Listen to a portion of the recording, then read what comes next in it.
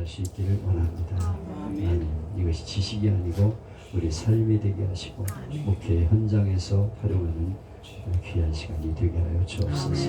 주님 사용하실 줄 믿고 감사드리며 예수님의 이름으로 기도하옵나이다. 아멘. 예, 설교학은 지난 다음 주까지면 이제 끝나는 시간인데요. 별로 많이 강의를 하지 못했죠. 여기 이제 1시간씩 격주로 하기 때문에 시간이 많지는 않습니다. 그래서 아마 설교는 다음 학기까지 계속 이어져야 될 것 같아요. 그래서 곽선임 목사님이 설교와 강의를 중심으로 또 다른 분들의 설교와 강의도 참고해서 또 교수들이 쓴 설교학 책도 같이 섞어가면서 이렇게 강의하게 되겠습니다. 이것이 지식이 아니고 여러분의 목회 현장에 활용되어지는 그런 시간이 될 수 있기를 바랍니다. 아멘. 쉽고 재미있고 감동적으로, 이건 제가 늘 마음속에 모토로 두고 있는 그런 표어입니다. 설교도 쉽고 재미있고 감동적으로, 강의도 쉽고 재미있고 감동적으로. 쉬워야 되죠. 어려우면 안 되죠. 너무 어렵게 설교를 하는 거 성도들이 들어도 무슨 소리인지 알 수가 없습니다. 재미있어야 됩니다. 재미없으면 졸고 마음이 딴 데가 있는 거죠. 안전은 있지만 마음이 딴 데 헤매고 있죠. 재미있으면 거기에 집중하게 됩니다. 그리고 감동적인 설교, 그 말씀을 들으면서 마음속에 감동이 있고 나 저대로 살아야 되겠구나 하는 결단이 중요하게 되죠.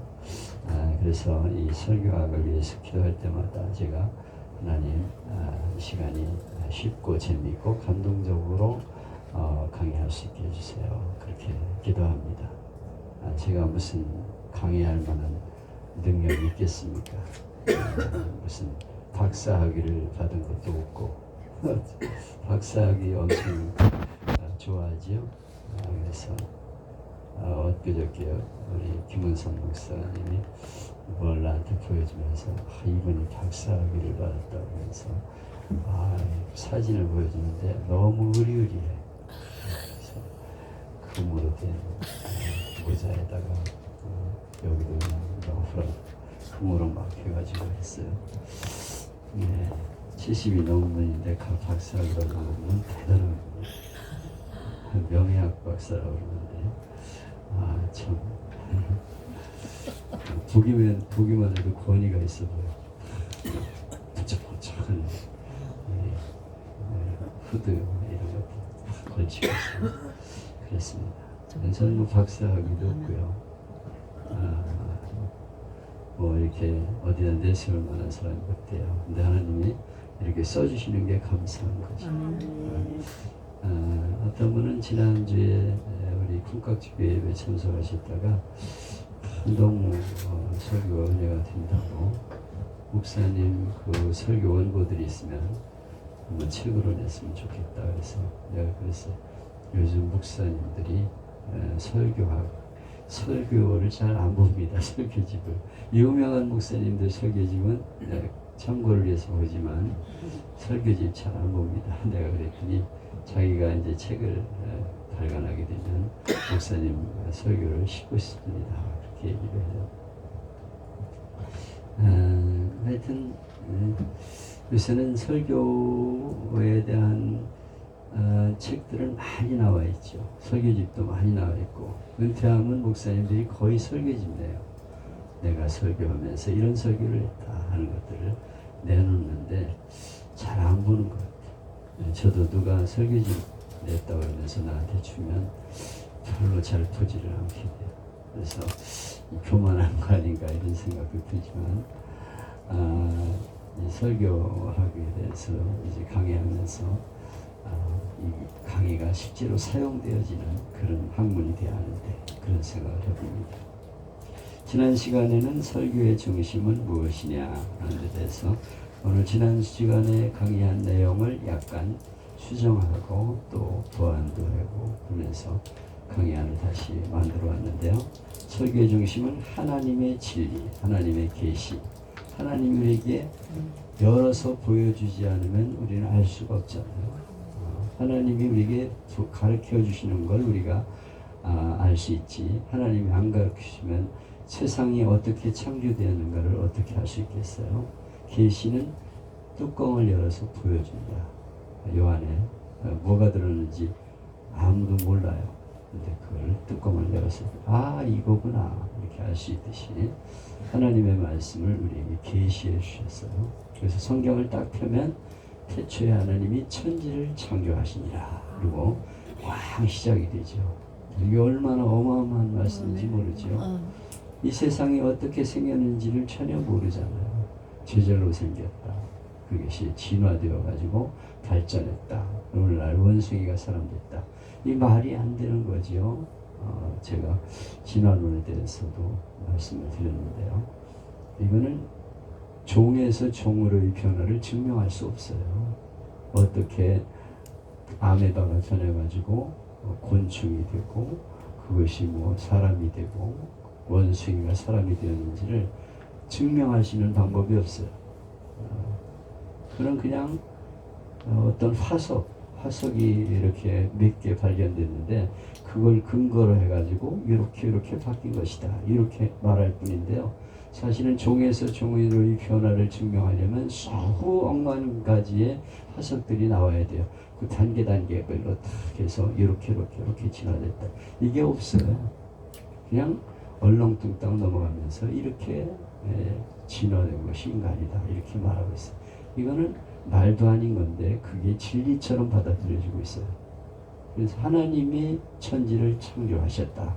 이건 얼마나 어마어마한 선포인지 모릅니다. 우리는 하나님 보여주시는 걸 통해서 하나님을 알 수 있고 우리 인간이 어떻게 살아야 되는가를 알 수 있죠. 그래서 하나님이 우리에게 친히 말씀해 주신 것이 성경 말씀이죠. 그래서 이 말씀이 하나님의 말씀이다 하는 그런 확신을 가지고 하나님에 대해서 말씀을 증거해야 됩니다. 그래서 하나님이 어떤 분인가를 확실하게 심어줘야 돼. 하나님은 천지를 창조하신 분이시고 온 세상을 주관하는 분이시다. 그냥 지어놓고 내버려두는 분이 아니고 오늘도 세상을 주관하는 분이 하나님이시다. 이걸 선포해줘야 돼. 그래서 우리 성도들과 그 가정, 자녀들이 하나님이 세상을 창조하셨다. 하나님의 뜻대로 사는 것이 복된 일이다. 이걸 확신할 수 있어야 됩니다. 그래서 우리는 성경을 말씀을 전할 때마다 하나님이 계시하신 것을 선포하는 사람이다. 이런 생각을 가지고 말씀을 해야 되는 것이죠. 아멘. 마치 무대가 쫙 열리면서 연극이 시작되는 것처럼 옛날에 징을 꽝 치면은 무대가 쫙 열렸어요. 요즘은 안 그러죠. 요즘은 그렇게 하는데 우리 어렸을 적에 크리스마스 때가 되면 이제 연극을 쫙 달았다 됐다 그랬어요. 요새 그런 거 못 본 것 같아. 연극 같은 거 보러 가도 그런 게 없는데 옛날엔 그게 참 재미있었어요. 그래서 징을 꽝 치면은 쫙 무대 뒤에서 무대를 이렇게 붙잡고 있던 사람이 양쪽으로 쫙 갈라지면서 열면 거기 주인공이 딱 나와서 이렇게 시작을 하게 되는데 온 세상을 하나님이 창조하셨다. 이게 첫머리에서 선포되고 있어요. 와 하면서 이제 첫 마디가 시작되는데 태초에 하나님이 천지를 창조하시니라 하면서 쫙 선포하는 거예요. 이게 어마어마한 말씀이죠. 참 이 굉장한 말씀, 이 말씀 때문에 하나님을 믿은 사람들이 많아요. 그래서 과학자들도 그렇고 항상 머릿속에 도대체 인간은 어떻게 되고 세상 어떻게 되었을까 궁금했는데 이 말씀을 읽는 순간 그냥 번개처럼 마음속에 딱 충격이 오면서 말씀이 내게 믿어지게 되고 하나님을 믿게 됐다. 이런 사람들이 많죠. 또 중들도 그런 사람이 있어요. 내가 산에 가서 불공을 드리고 절로 이렇게 활동을 하지만은 정말 궁금한 건 하나님이었다는 거죠. 세상이 창조였다는 거예요. 인간이 어떻게 창조되었는가.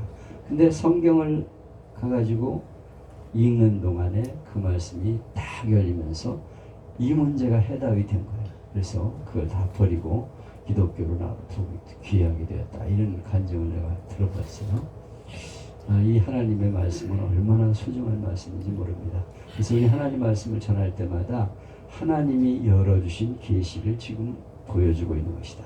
그 말씀, 하나님이 내게 주신 말씀을 성도들에게 지금 말씀하고 있다. 이 말씀이 얼마나 소중한가 하는 것을 의식하는 설교자가 되어야 한다. 이거는 강조하고 또 강조해도 모자랄 수 있는 그런 말입니다. 그래서 우리는 하나님의 진리, 하나님 보여주신 그 계시, 하나님이 보여주신 것을 지금 말씀하고 있다. 그들이 내가 선포하는 말씀을 통해 하나님을 만나는 거예요. 하나님을 알게 되는 거예요. 얼마나 소중한 시간입니까? 그래서 우리는 하나님 말씀을 전할 때마다 하나님이 나를 통해서 저들에게 말씀하고 계신다. 계시하고 있다 하는 분명 확신을 가지고 말씀을 전할 수 있어야 되겠습니다. 그리고 설교는 종교성을 가지고 해야 되는데 윤리 강의가 아니에요. 세상에 착하게 살아라, 뭐 이렇게 살아라, 저렇게 살아라, 이런 윤리 강의가 아닙니다. 하나님이 말씀하신 그 신앙의 핵심을 가지고 말씀이 되어야 되는데 예수 그리스도가 그 안에 나타나야 됩니다. 우리를 구원하러 오신 예수 그리스도. 그래서 이 예수님이 우리에게 이렇게 말씀하셨다. 그러므로 우리는 이렇게 살아야 된다. 신앙과 윤리가 함께 선포가 되어야 되죠. 그냥 우리가 믿는 것으로 끝나서는 안 돼요. 그대로 믿은 대로 살아야 되죠. 그래서 신앙과 윤리가 조화를 이루어야 된다는 것을 항상 명심하고 말씀을 전해야 됩니다. 그래서 하나님은 이렇게 말씀하셨다. 그러므로 우리는 이렇게 살아야 된다 하는 메시지가 나가야 돼요. 분명하게 선포되어야 됩니다. 그래서 내가 설교를 작성할 때 과연 하나님이 말씀하는 걸 내가 바르게 전했나, 그리고 이 말씀을 가지고 어떻게 살아야 되는가를 가르쳤는가 하는 것을 반드시 기억해야 됩니다. 그냥 내가 설교 시간이 되어서 그냥 하나님 말씀을 전하는 거다 이런 생각을 가지면 안 돼요. 이 말씀이 과연 하나님의 말씀으로 저들에게 들려졌나, 그러면 어떻게 살아야 되냐 하는 윤리가 같이 선포되어야 됩니다. 그래서 말씀을 들을 때마다 그래, 그대로 살아야지, 한 주간 동안 이 말씀을 붙잡고 살아야지, 이런 결단이 일어나는 시간이 바로 설교다. 그리고 반드시 성경에 근거해야 된다. 성경을 인용하는 게 아니에요. 성경 말씀 그 자체를 말해야 됩니다. 본문을 떠나서는 안 돼요. 본문 읽어놓고 헛소리하면 안 됩니다. 하나님이 그 말씀하신 본문을 중심으로 하나님이 이렇게 이 말씀을 우리에게 말씀하고 계신다. 그래서 본문을 가지고 말씀을 선포해야 됩니다. 딴소리 하지 말고 항상 본문을 빗나가서는 안 된다 하는 것을 기억해야 되고, 그리고 동시에 하나님과 사람을 함께 생각해야 된다. 우리가 성경을 이해하고 나면 그 교인들이 그 말씀을 듣고 나에게 주시는 말씀이구나. 하나님과 사람을 함께 생각하면서 말씀을 전해야 됩니다. 뭐 추상적이고 뭐 이렇게 애매한 말을 하면 안 돼요. 아주 분명한 메시지, 구체적인 말씀이 되어야 됩니다. 그러므로 하나님이 이렇게 말씀하셨기 때문에 우리는 이렇게 살아야 된다. 이렇게 꼭 집어서 말을 해줘야 됩니다. 막연한 얘기를 하고 끝나면 안 된다. 그리고 소망적이고 적극적이고 긍정적이어야 한다. 항상 소망을 가지고 살게 해야 돼요. 지금 어둡지만은 밝은 날이 올 것이다. 하나님이 이렇게 약속하셨다. 그 말씀을 붙잡고 소망을 하나님께 두어야 되죠. 말씀을 들었는데 여전히 소망이 없으면 그거는 안 되는 거죠. 그 말씀을 듣고 지금 현실은 어렵지만은 앞으로 하나님이 이렇게 하실 것이다 하는 믿음을 가지도록 만들고 긍정적으로 말씀을 붙잡고 살아가게 만들어줘야 합니다. 소망적이고 긍정적이고 적극적이어야 한다. 그리고 설교자의 매너는 하나님의 말씀을 내가 전하고 있다는 확신을 가지고 전해서 성도들이 들을 적에 하나님 말씀을 저분을 통해 말씀하고 있는 것을 느낄 수 있어야 되죠. 그래서 항상 경건한 모습으로 살아가면서 하나님 말씀을 선포할 때 저분은 하나님 말씀을 전하는 분이다. 그런 마음을 가지고 대할 수 있게 해야 된다. 그래서 강단에서 쓸데없는 소리 하면서 저주한다든가 이러면 안 돼요. 하나님이 저주를 말씀했습니까? 하나님의 사랑을 말씀했지. 근데 박 집사 그따위로 하면 저주받아 이런 소리 하면 절대 안 되죠. 그런 목사님들이 계세요. 직선적으로 쏴댑니다. 뭐 잘못한 게 있으면 그냥 성도들 앞에서 무참하게 막 비판하고 그러는데 그런 건 절대 금물이죠. 그런 교회는 절대 나가지 말라고 그랬어요. 그런 교회 나가면 사람 버립니다. 공포에 빠져가지고 신앙생활하면 안 돼요. 감격이 되고 감사가 돼야 되지. 두려운 하나님, 너무도 무서운 하나님. 공포에 빠지는 건 성경적이 아니에요. 우리가 공포에 빠져 있다가도 하나님 말씀을 듣는 동안에 소망을 가지고 기쁨으로 살아갈 수 있도록 만들어줘요. 근데 막 저주를 선포하고 그따위를 살면 벌 받는다, 뭐 저주당한다, 막 이런 설교하면 그건 올바른 설교가 될 수가 없는 것이죠. 설교의 목적은 뭐냐면 구원, 죄로부터 구원받는 것이 설교의 목적이 되어야 돼요. 그 말씀을 듣고 나는 예수님 믿었기 때문에 구원받았다 확신을 가지고 살아가도록 만들어줘야 합니다. 그래서 구원을 선포하는 설교의 포인트가 있어야 됩니다. 제가 엊그저께 추수감사절에도 하박국 선지자를 통해서 말씀을 선포하면서 하박국 선지자를 환난 중에도 감사했다. 적들이 곧 쳐들어온다고 할 때 무섭고 두렵고 떨리지만은 하나님이 나와 함께 하신다. 환난 중에도 감사해. 그래서 그 말씀을 듣는 동안에 환난 중에 있는 이들이 하나님이 함께 하신다 하는 마음을 가지고 감사할 수 있어야 되고, 그 다음에는 무엇이 없는 중에도 감사. 무화과나무에 밭에 소출이 없으며 무화과나무에 열매가 없으며 외양간에 소가 없을지라도 나는 감사한다. 무엇이 있어서 감사가 아니야. 하나님이 함께 하시기 때문에 감사해요. 그래서 마지막은 구원의 하나님이 계시기 때문에 감사합니다. 결론은 구원의 하나님 때문에, 나의 힘이요 구원이신 하나님 때문에 감사한다. 그 말씀을 듣고 소망을 가지는 거예요. 지금은 힘들지만은 나를 구원하신 하나님이 함께 하시니까 걱정이 없다. 예수 그리스도 때문에 감사하고 예수 믿는 게 감사하고, 그래서 감사가 돼야 되죠. 그래서 구원을 선포하고, 내가 그래서 추수감사절에도 나를 구원하신 하나님에 대해서 다시 인식을 시키며 메시지를 전했습니다. 여러분, 예수님을 마음의 구주로 영접하시면 하나님이 여러분과 함께 하시고 영원한 한나라에 갈 수 있습니다. 그리고 영접기도 따라하세요. 지옥 가고 싶은 분은 앉아 계시고 천국 가고 싶은 분은 다 일어나세요. 전부 다 일어나게 해가지고 주 예수, 하나님 아버지, 나는 죄인입니다. 하나님이 나를 사랑하셔서 예수님 보내시고 믿음으로 영원한 생명을 주신 것을 감사합니다. 그래서 나와 함께 영원히 동행하여 주옵소서. 예수님의 이름으로 기도합니다. 아멘. 간단하지만 구원의 메시지를 전했어요. 이번 성탄절에도 제가 설교를 하게 될 텐데 나는 분명하게 다시 구원을 선포할 것입니다. 우리를 구원하시고 부르신 예수님, 그분을 만나야 된다. 그분을 내 마음에 영접해야 된다. 그러면 영원한 생명을 얻게 된다. 그거 없이는 다 성탄절이 헛헛된 것이다. 아무리 장식을 이쁘게 해놓고 비싼 돈을 들여가지고 휘장을 쳐도 아무 소용없는 거죠. 연극 프로그램도 아무 소용이 없는 것이고, 구원하신 주님을 내 마음에 모셔드리는 것이 중요해요. 그래서 그 메시지를 선포하려고 마음속에 지금 기도하고 있습니다. 그래서 구원이 목적이에요. 그걸 향해서 메시지가 증거가 되어야 됩니다. 그리고 소생시키는 거예요. 죄와 사망과 불안, 절망으로부터 풀려나게 되어서 하나님이 함께 하심으로 나는 걱정이 없다. 그리고 죄와 절망, 불안, 고통으로부터 승리하는 거예요. 그 말씀을 듣고 승리해야 돼요. 소망을 가지고 나가게 만들어야 됩니다. 항상 우리의 메시지는 소망의 메시지가 되어야 돼요. 구원의 메시지가 되어야 돼요. 그래서 그 말씀을 들으면 낙심하고 교회 왔다가 얼굴이 환해져가지고 들어가야 됩니다. 교회 왔다가 그냥 그대로 걱정 근심 안고 들어가게 해서는 안 되는 거죠. 그래서 확실하게 구원을 선포할 수 있어야 된다. 그리고 하나님의 사랑 안에 들어가게 해야 돼요. 하나님이 나를 사랑하시는구나. 나 같은 죄인을 하나님이 사랑하시는구나.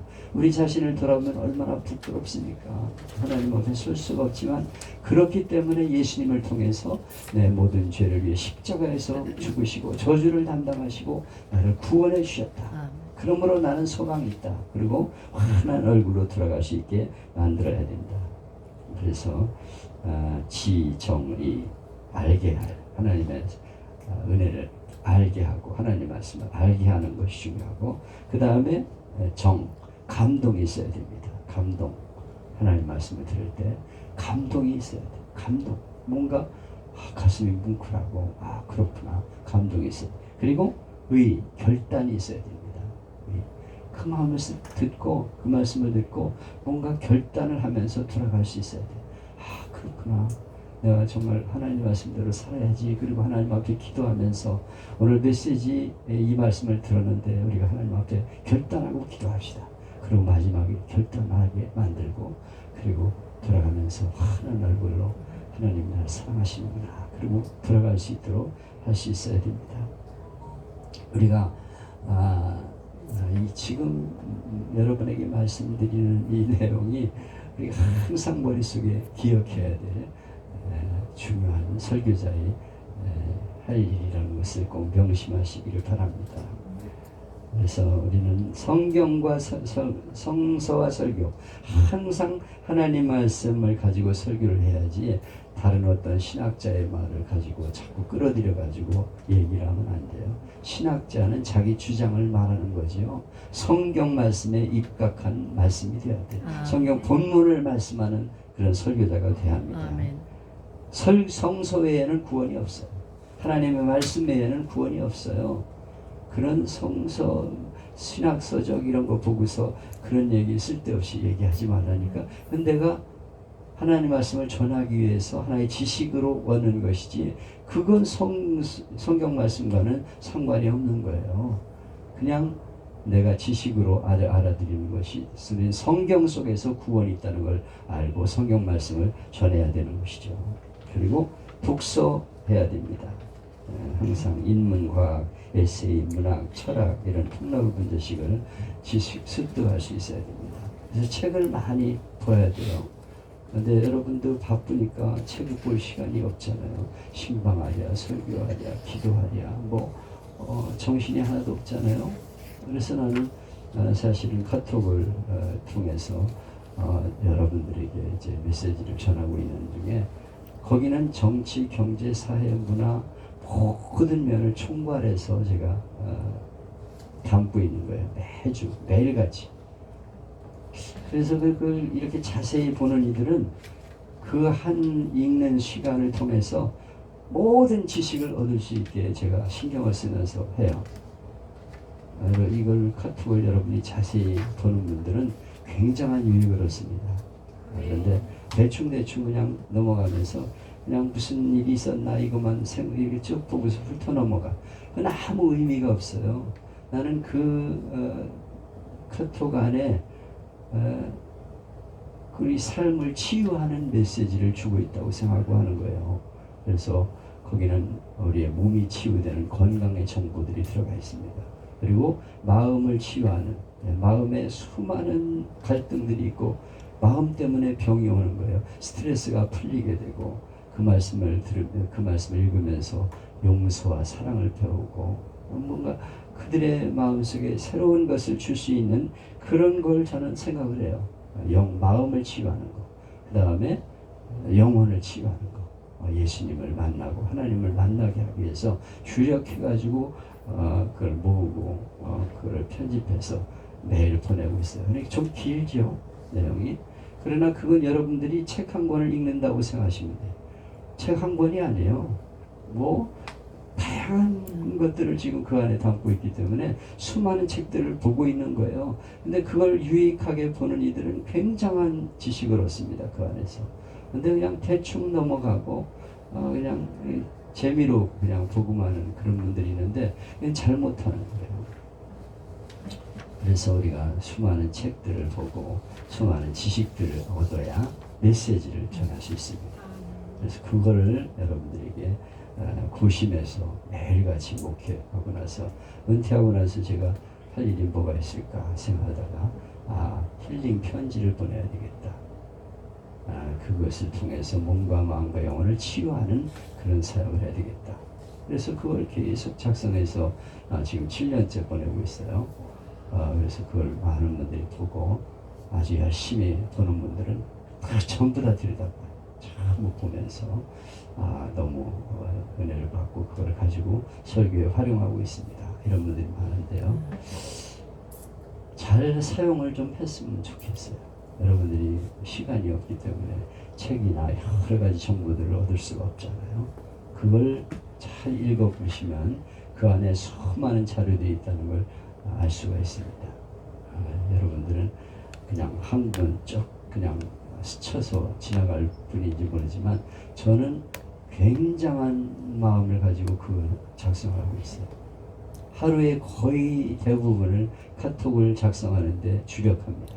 그래서 정보들을 수많은 정보들을 모으고 그거를 다 갖다 붙이고 그래가지고 보내고 있는데 나는 그것이 목회라고 생각해요. 온라인 목회 시대인데 내가 강단을 전국이나 전 세계를 다닐 수 없잖아요.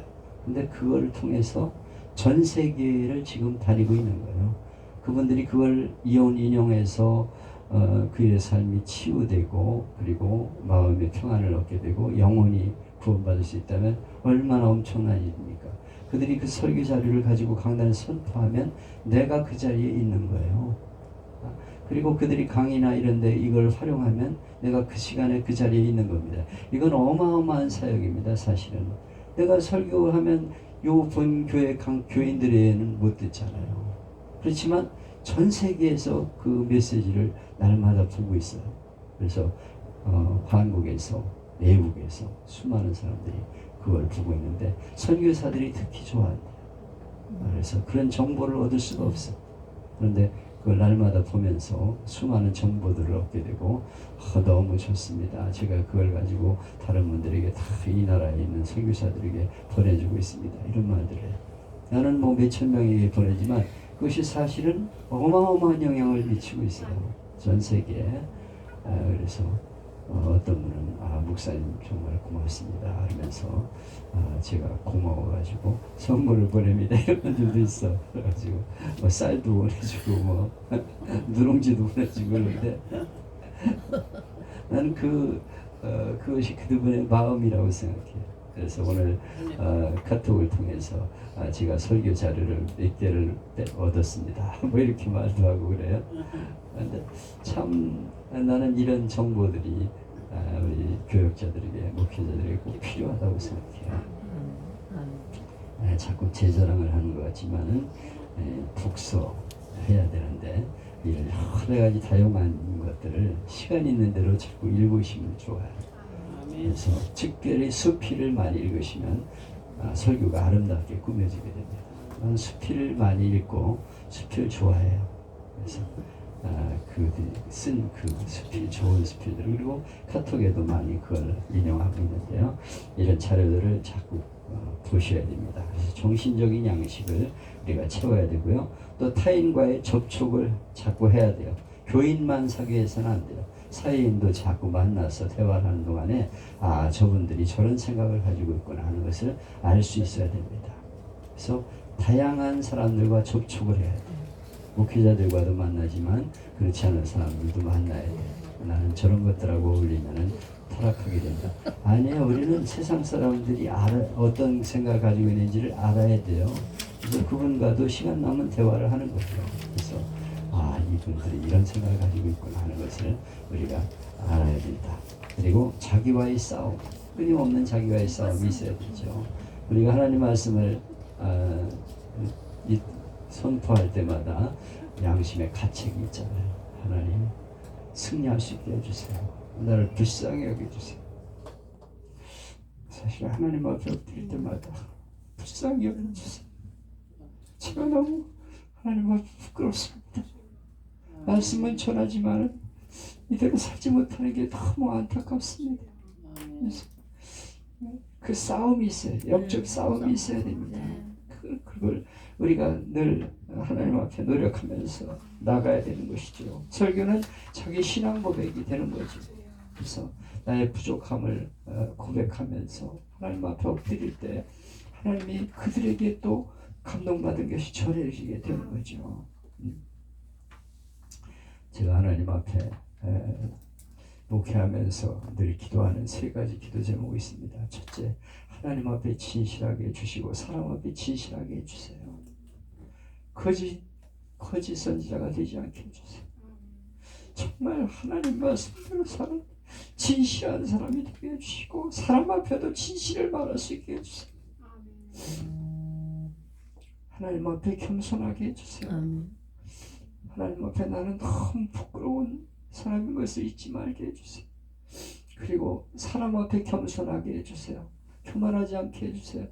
항상 낮은 자리에서 겸손한 자리에서 성도를 섬길 수 있게 해주세요.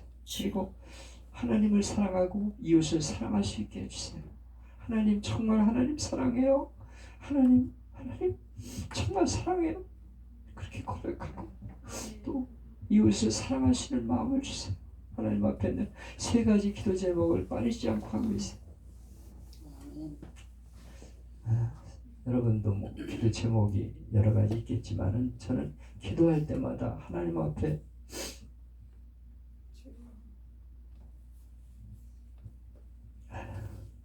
선수는 없어요. 진실하고 사람 앞에 진실하고 하나님 앞에 겸손하고 사람 앞에 겸손하고 하나님을 사랑하고 영혼을 사랑하는 애정. 영혼 하나가 얼마나 귀합니까? 한 사람이 귀한 거죠. 그 귀한 사람 귀한 걸 잘 몰라요. 난 너무 안타까워요. 한 사람이 얼마나 귀한 사람이야. 그 사람을 붙잡고 기도하면서 어떻게든 사람으로 붙잡아줘야 한 사람이 일어나야 그 주위에 있는 사람이 일어나는 거지. 한 사람 우습게 생각하고 한 사람을 무시하는 설교자가 되면 안 돼요. 정말 안타깝습니다. 여러분 한 사람 뒤에는 280명이 있다고 하는 280대 1의 그 근거 있는 얘기입니다. 그래서 자동차 세계 세일즈맨 최고의 왕이 판매왕이 그 280대 1을 가지고서 자동차 판매를 했잖아요. 내가 가만히 가서 보니까 결혼식에도 거의 비슷한 숫자들이 모이더라는 거예요. 그래서 잘 살펴보니까 280명 정도의 사람들이 항상 연결되어 있다는 거예요. 그래서 280대를 가지고 이 사람에게 자동차를 파는 게 아니고 그 사람 때문에 그 주위에 있는 사람에게 연결되어 가지고 차를 팔 수 있도록 막 전심을 다해서 그에게 PR을 하고 그렇게 정성을 쏟으니까 이 사람이 소개를 해줘 가지고 그냥 판매왕이 돼서 세계 조지라든가 그는 그래가지고 그 유명한 그 확률적인 그런 학설을 내놨습니다. 280대 1이다. 한 사람 그를 소중하게 여겨야 그 주위에 있는 사람들이 교회로 나오게 되는 거예요. 근데 한 사람을 무시하고 너까지 그거 떠나도 괜찮아. 어디서 말썽을 부리고 앉아있어. 이렇게 생각하면요. 그 사람 하나에게 둘러싸여 있는 교인들이 많이 있습니다. 다 여러 명이 연결되어 있어요. 같이 나가지는 거예요. 한 명 나가면 그걸로 끝나는 줄 아세요? 같이 계속 따라 나가는 거예요. 그래서 한 사람을 소중히 여기는 목회, 이것이 우리의 목회가 되어야 합니다. 그래서 그 한 사람 하나 붙잡으면 그 사람 때문에 다른 사람이 교회 나오게 된다. 철저하게 그 의식을 가지고 우리가 설교해야 됩니다. 그리고 한 사람을 소중히 여기는 목회가 좀 되세요.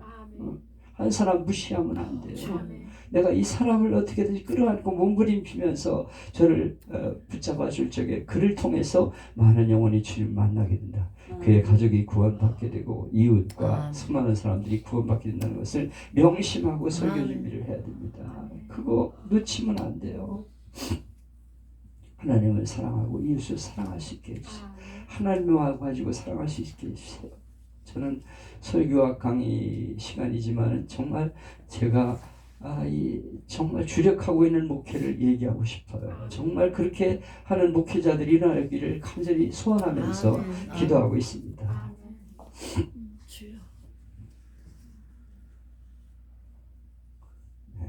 네, 죄송합니다. 내가 이게 좀 정적인 사람이에요. 제가 그래가지고 설교할 적에 자꾸 울으니까 우리 교인들은 아예 울보로 알아요. 목사님은 또 오시네 설교하시네.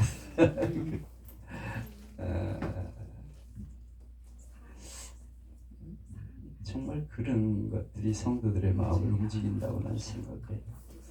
정말 하나님 말씀 붙잡고 우리가 몸부림을 치면 눈물이 나고 한 사람 정말 소중한 분이 여기 앉아있다 그런 생각을 갖게 되고 얼마나 귀합니까? 그 한 분이 얼마나 소중한 분인지 몰라요. 그걸 정말 사랑하고 소중히 여기면 사람들이 교회 안으로 몰려듭니다. 아무리 코로나 시대라고 하더라도 무너지지 않은 교회가 될 수 있어요. 그런데 한 사람 무시하면은 전체가 떨어져 나가는 거예요. 어린아이 하나라도 사랑을 주고 정을 주면서 자꾸 사랑을 쏟으면 그를 통해서 그의 가정이 나오고 친구들이 나오고 많은 사람이 일어난다는 것을 꼭 기억하시길 바랍니다.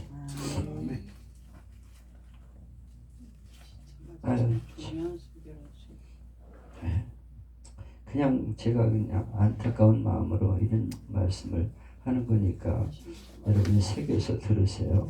그래서 자기와의 싸움이 있어야 되고 하나님 앞에 몸부림을 치면서 기도할 때 그것이 강단에서 선포가 되는 거예요.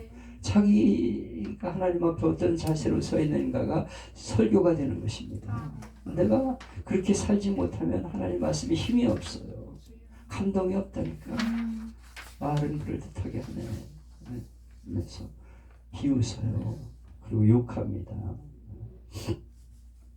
그런 얘기 하고 싶지 않아서 내가 말을 안 합니다.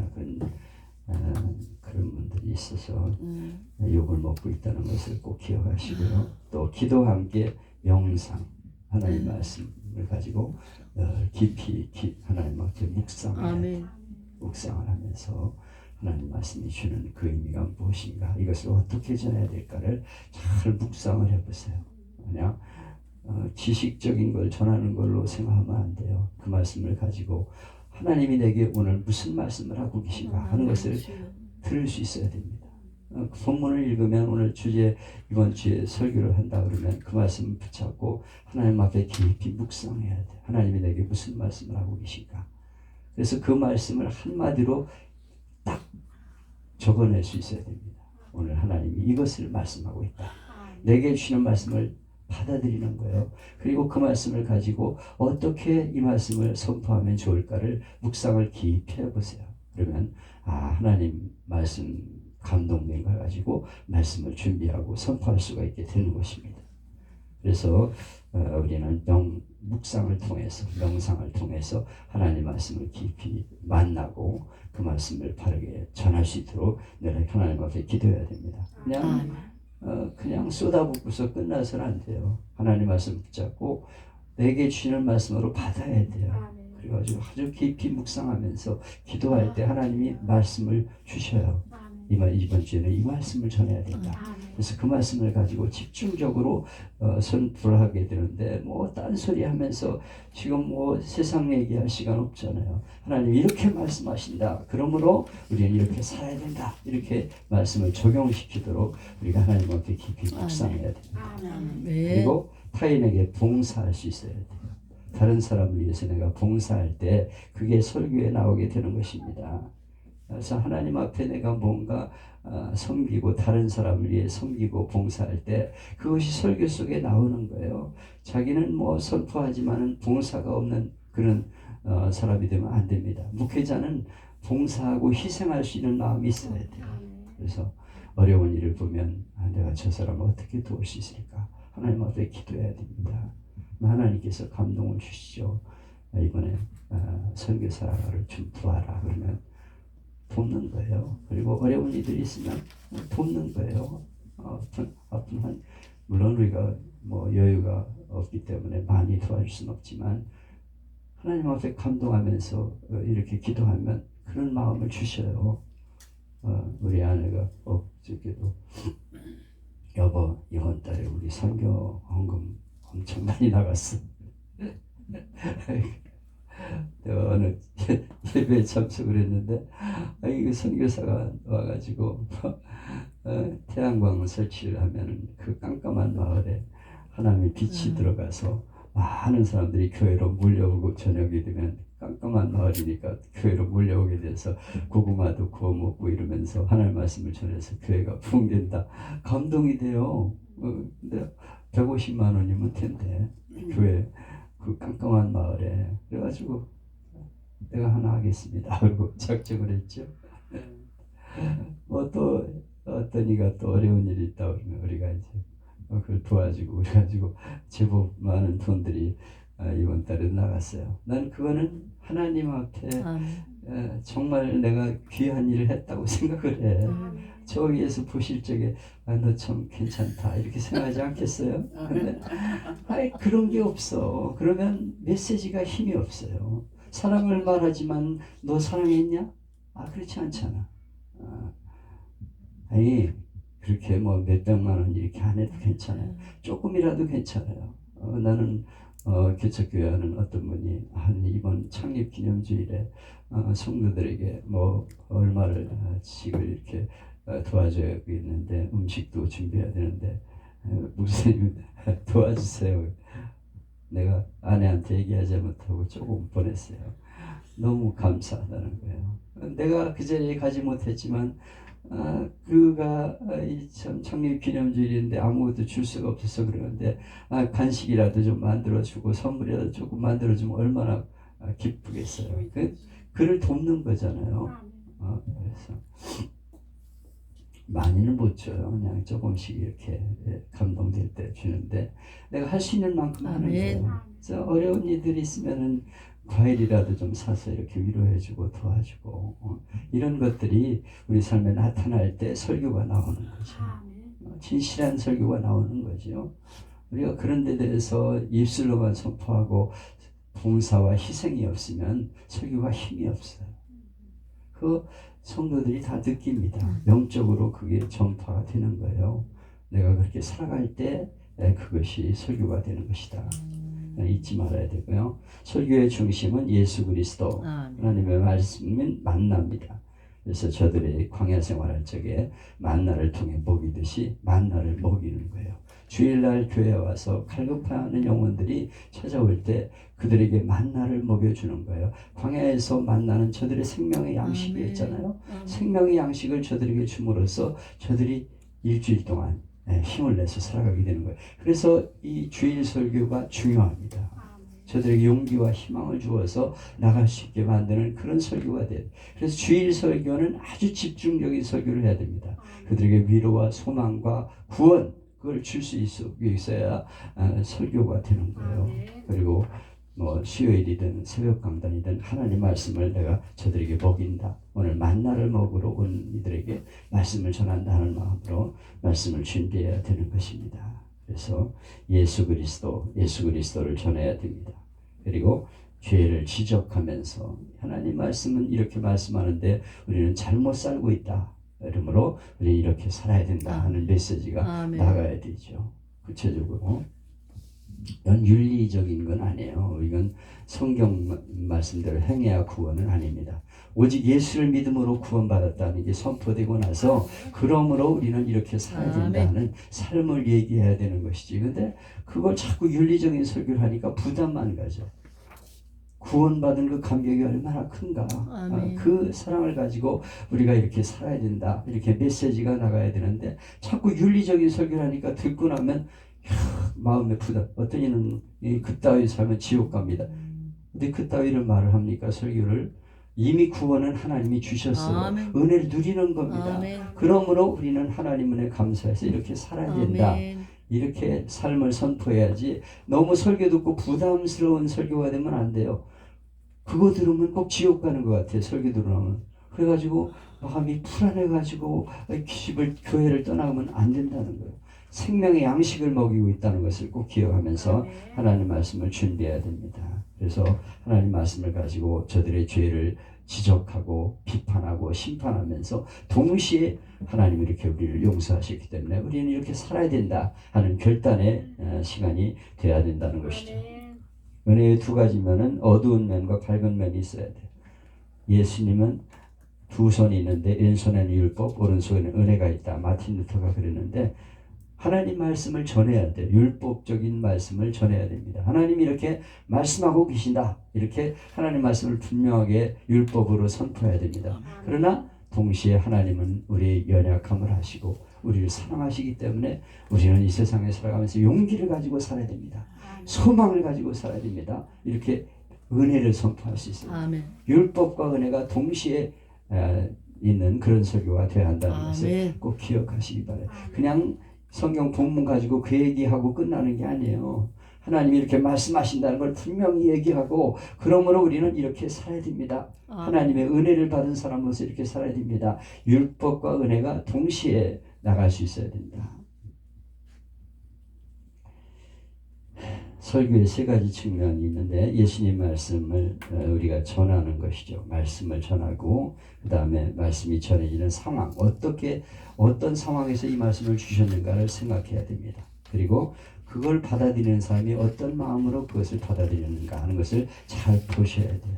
그래서 예수님이 하나님 말씀을 전하고 그리고 그것이 전해지는 상황에서 어떻게 그것을 전하게 됐으며 어떻게 사람들이 그걸 받아들이는가 하는 것을 깊이 묵상해야 됩니다. 아멘. 그래서 아브라함도 아들을 얻기 위해 첩을 얻었는데 뭘 이런 설교를 하면 안 된다는 거예요. 성경에 아브라함도 첩 얻었는데 괜찮다 이런 생각을 갖게 만들면 안 되는 거죠. 성경에 아브라함이 첩 얻은 거 잘한 겁니까? 잘못한 거죠. 하나님의 약속을 믿지 못하고 아들 하나 낳겠다는 생각에 빠져가지고 마누라가 첩 하나 얻어가지고 애 낳으세요 그러니까 옳다 좋다 그러고 새끼 낳았다가 이스마엘 때문에 지금까지 후손이 고생하잖아요. 그러니까 하나님 말씀을 전할 적에 그런 거를 잘못 받아들이면 안 됩니다. 네. 하나님이 무엇을 말씀하는 걸 바로 알고 선포해야지. 그렇게 성경에서 아이고 아브람도 첩으로 듣고 뭐 다 보니까 첩들이 수많은 사람 얻었네. 야곱도 뭐 마누라가 몇 명이었고 이렇게 그런 마음으로 하나님 말씀을 대하면 안 돼요. 하나님이 무엇을 말씀하는 것을 바르게 선포할 수 있어야 됩니다. 설교의 역사를 보면 예언자의 설교. 예언자들이 설교를 했죠. 나비라고 부르는데 그들의 메시지는 하나님 말씀을 운반한다는 마음으로 하나님 말씀을 전했어요. 그래서 나비는 하나님 말씀을 운반한다. 저들에게 운반하는 메시지예요. 하나님 말씀을 그대로 전하는 거예요. 하나님이 이렇게 말씀하셨다. 이렇게 예언자 시대에 하나님 말씀을 선포했습니다. 그래서 하나님 말씀이 과거에 이런 말씀이 주어졌고 그리고 지금 우리의 모습은 어떤 사는 상태고 앞으로 어떻게 살아야 되는가 하는 것을 전하는 것이 예언자들의 메시지였습니다. 그래서 하나님 말씀이 무엇을 말씀하고 있는가를 우리가 알고 그것이 그대로 살지 못하는 우리의 죄를 돌아보게 만들고 이렇게 우리는 결단해야 된다 하는 메시지가 전해져야 된다는 것이죠. 그래서 우리는 하나님 말씀을 잘 읽으시면서 오늘 주일날 무엇을 말씀해야 하는가 본문을 정했으면 그 말씀을 몇 번 읽어보면서 하나님 무엇을 말씀하는가 내게 주시는 말씀을 받아가지고 나는 그대로 살지 못하는 게 무언가를 돌아보면서 성도들도 같은 마음을 가지고 있는 거예요.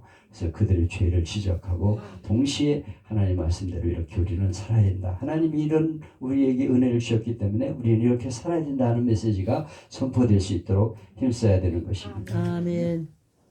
그래서 하나님 예언자는 하나님의 권위로 인간에게 말씀을 전하는 것인데 세 가지 고민이 있어야 된다. 하나님 말씀에 대한 두려움이 있어야 돼요. 그냥 말씀을 읽고 끝나서는 안 됩니다. 하나님 말씀에 대한 두려움이 이 말씀을 준비하는 데 있어야 됩니다.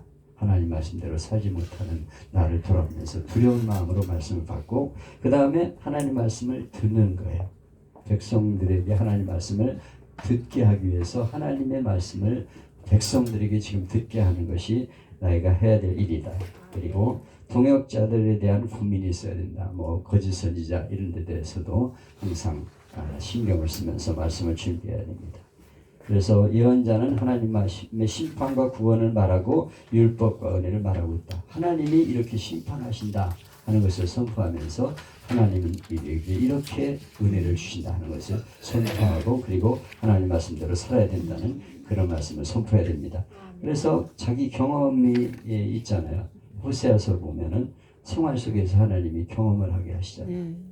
호세아에게 너는 가서 그 창녀와 결혼을 하라고 말씀하시고 아니 이거 말이 안 되잖아요. 그런데 하나님이 창녀와 결혼해라 그래가지고 결혼을 해. 근데 이게 시집을 와가지고도 계속 바람 피워가지고 새끼를 또 자기 씨가 아닌데 다른 새끼를 자꾸 낳아.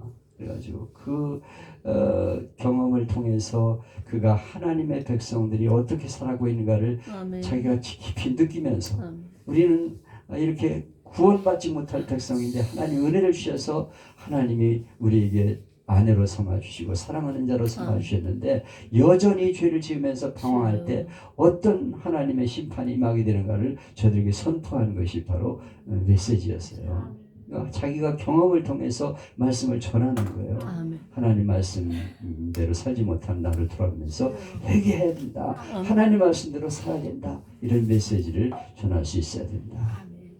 중간 시대에는 회당이 있었는데 회당은 세 가지 목적이었습니다. 일반 시민들이 모이는 회의를 하는 곳이었고 두 번째는 학교 역할을 했습니다.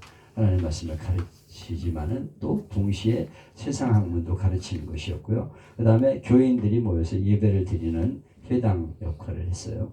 그래서 회당에서는 안식일 오전에는 예배를 드리고 하나님 말씀을 선포하고 오후에는 교육을 했다는 것이죠. 예배 순서는 고백과 율법 낭독과 설교가 있어야 됐습니다. 예배는 주로 아람어로 되어 있었고 축도가 있었는데 제사장이 축도를 여기 써놨습니다. 저는 축도할 때마다 이 제사장의 기도, 축복 기도를 해주고 있어요. 그래서 24절 보면 여호와는 내게 복을 주시고 너를 지키시기를 원하며 여호와는 그 얼굴을 내게 비추사 은혜 베푸시기를 원하노라. 이 메시지를 전했어요. 그래서 여호와는 그 얼굴을 네게로 향하여 대사 평강 주시기를 원하노라. 이것이 구약 시대, 중간 시대 축도의 내용이었습니다. 이건 너무 좋은 것 같아요. 그래서 저는 이걸 축도에다 꼭 집어넣으려고 노력을 합니다. 그리고 신약 시대는 주 예수 그리스도의 은혜와 하나님의 사랑과 성령의 교통하심이 너희 우리와 함께 있을지어다. 이것이 축도인데 제 축도에는 요배 두 개가 다 들어갑니다. 그래가지고 축복 기도를 하면서 마치는데 이 축복 기도가 중요한 거예요. 우리가 하나님 앞에 기도하면서 하나님 말씀이 저들에게 축복이 되기를 원합니다. 그런 마음으로 부구를 빌어준다는 마음으로 축도를 해야 되는 거죠. 그냥 형식적으로 나와가지고 하는 게 아니고 정말 이 말씀을 듣고 저들이 하나님 말씀대로 살아서 복을 받게 되기를 원합니다 하는 마음으로 축도를 해줄 수 있어야 되죠. 세례 요한의 설교는 그 시대의 사람들이 불신앙을 책망하고 독사의 자식이라 이렇게 외쳤어요. 세례 요한의 설교는 아주 무서운 설교였습니다. 그리고 임박한 심판이 이미 남불에 누워가지고 그냥 말씀대로 살지 못하면 찍혀 불에 던진다 막 이렇게 설교를 하셨어요. 그리고 이제 회개하라고 말씀했어요. 메시아가 뒤에 오신다. 그러므로 회개하라 이렇게 선포를 했어요. 이 세례의 메시지는 부흥사적인 설교인데요. 아주 강렬하게 죄를 책망하면서 회개하라고 도끼가 나무 뿌리에 찍힌다고 막 누워있다고 찍힌다고 막 설교를 했는데 부흥사들은 이런 설교를 해야 됩니다. 그래가지고 회개운동을 일으켜야 돼요.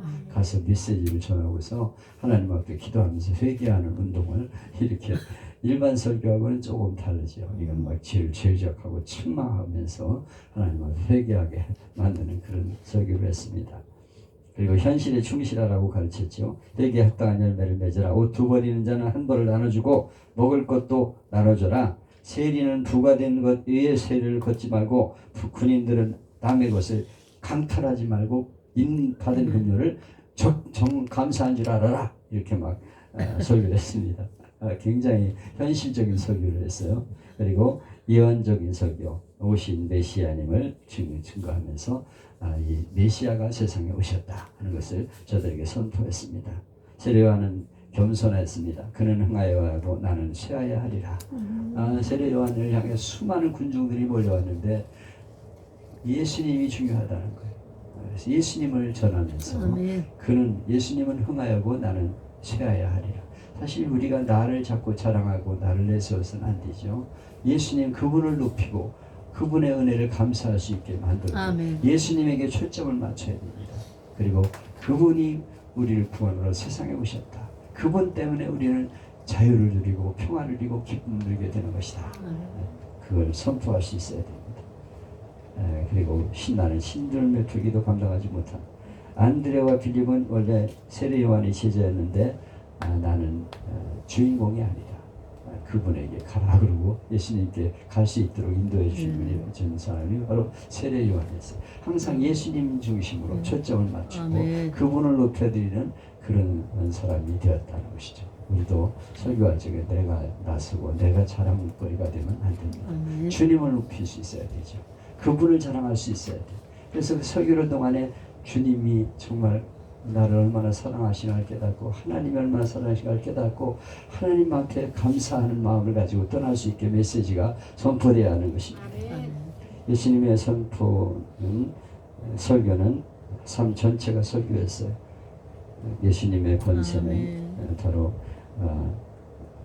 하나님의 말씀을 가지고 선포하는 권세를 가지고 말씀했고 죄를 심판하기도 하고 사하시기도 하는 그런 메시지였습니다. 그래서 예수님의 메시지는 제사장은 비판하지 않았어요. 사실 자기를 괴롭힌 사람들이 제사장이거든요. 제사장은 저주를 받을지어다 이런 말 절대 하지 않았어요.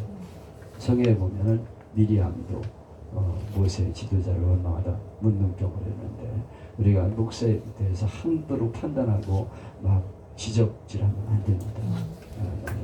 좀 그런 분들이 있는데 그런 분들은 참 별로 존경하지 않아요. 그래서 막 썩어 빠진 목사들이라고 하는데 너는 진짜로 썩어 빠지지 않았냐? 말 조심해야 돼요. 그래서 목회자들에 대해서 자꾸 비판하는 말을 하면 안 됩니다. 강대상에서 그래가지고 이름까지 돼가면서 지적하는 사람이 있어요.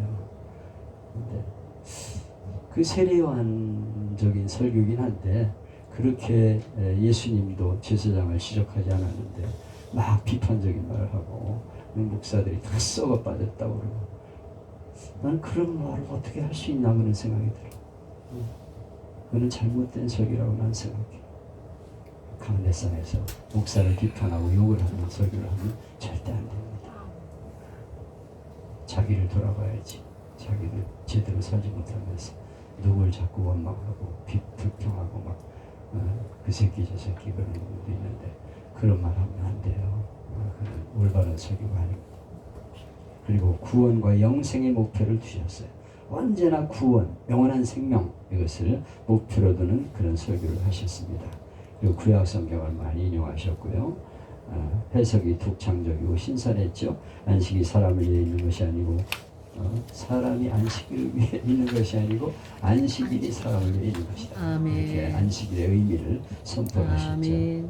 가이사의 것은 가이사에게 하나님의 것은 하나님께 바치라. 얼마나 유명한 설교입니까? 참 예수님의 설교를 보면 깊이가 있고 아주 해학적이고 참 그래 그렇지. 가이사의 것 정부에게 할 건 우리가 하고 하나님께 바칠 거 하나님께 바치라 할 말이 없잖아. 그 말을 들으면 얼마나 예수님의 설교는 아주 지혜로운 설교인지 몰라요.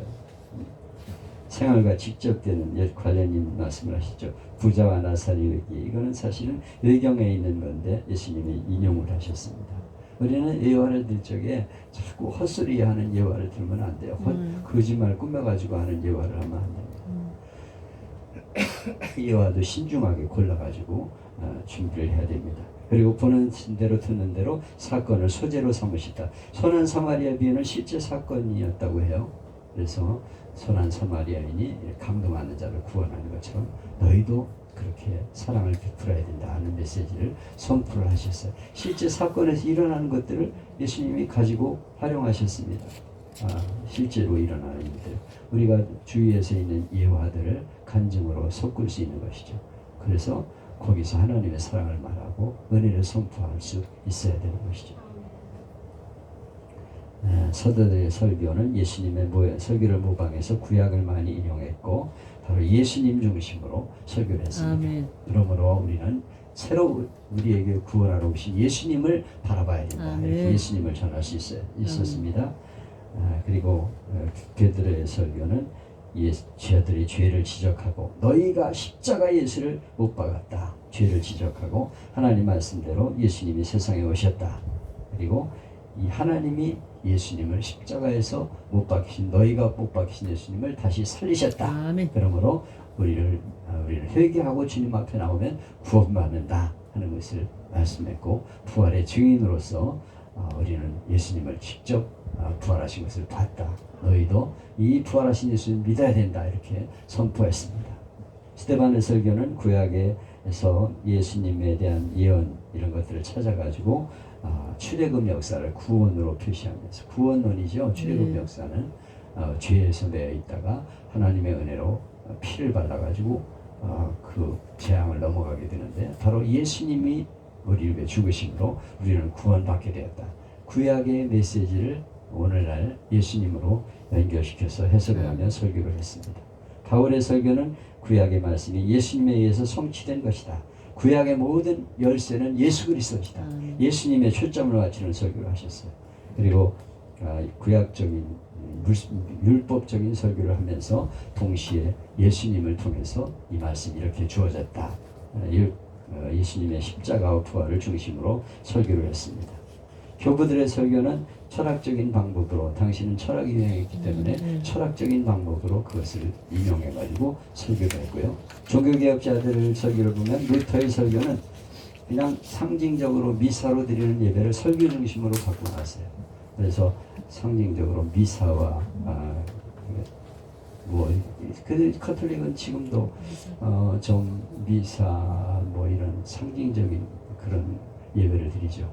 그런데 개신교를 본받아가지고 쓴 설교도 좀 하긴 하는데 교황청에서 주는 설교를 그대로 설교를 하고 있는데 이 설교는 너무 아쉽습니다. 하나님이 오늘 우리에게 무엇을 말씀하는가? 모든 교회들이 다 교황청에서 내려온 그 설교를 가지고 설교를 하는데 이건 좀 아쉬운 점이죠.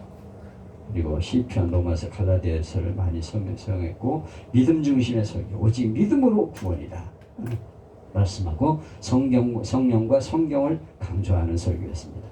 칼빈의 설교는 성서에 충실한 설교자였다.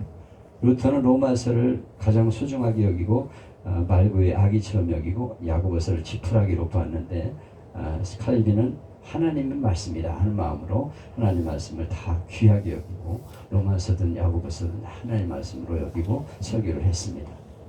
그는 학자라기보다는 민중적인 설교인데 성령의 감화를 강조했는데 설교는 하지만은 원고는 강단에 안 가지고 올라갔다고 해요. 참 굉장히 충실한 설교자죠. 설교를 다 준비해가지고 강단에서 원고 없이 설교한다는 대단한 거죠.